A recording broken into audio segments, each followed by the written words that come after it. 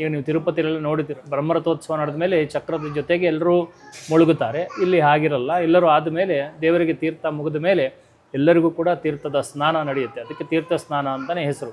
ಅದು ಈ ಸಲ ಮೇ 1ನೇ ತಾರೀಕು ಶುಕ್ರವಾರ ಆ ದಿವಸದಲ್ಲಿ ಬೆಳಗ್ಗೆಯಿಂದ ಫಲಪಂಚಾಮೃತ ಆದಮೇಲೆ ಆ ಕಾರ್ಯಕ್ರಮ ಇರುತ್ತೆ. ಅದು ಅತ್ಯಂತ ವಿಶೇಷ.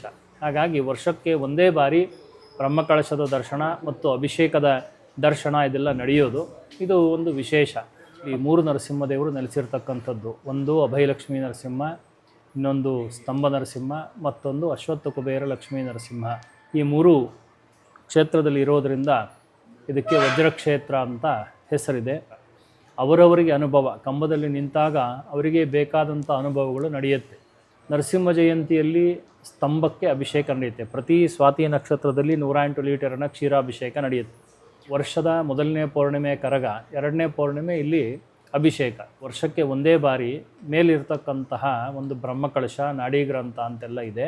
ಅದರ ಮೇಲೆ ಎಲ್ಲ ಮೂಲಿಕೆಗಳು, ಚಕ್ರಗಳು, ಉದ್ಧರಣೆಗಳು ಮತ್ತು ಎಲ್ಲ ನದಿ ತೀರ್ಥಗಳು, ಭೂತರಾಜರ ದಂಡ, ಅನೇಕ ಮನುಷ್ಯನ ದೇಹಕ್ಕೆ ಸಂಬಂಧಪಡತಕ್ಕಂತಹ ಅನೇಕ ವಸ್ತುಗಳನ್ನೆಲ್ಲ ಹಾಕಿ ಅದನ್ನು ಸ್ಥಾಪಿಸಿರೋದ್ರಿಂದ ಅದಕ್ಕೆಲ್ಲ ವರ್ಷಕ್ಕೆ ಒಮ್ಮೆ ಪೂಜೆ ನಡೆಯುತ್ತೆ. ಅದಕ್ಕೆ ಪ್ರತಿಮಾರ್ಚನೆ ಅಂತ ಕರೀತಾರೆ. ಆದಮೇಲೆ ಚಕ್ರಸ್ನಾನ.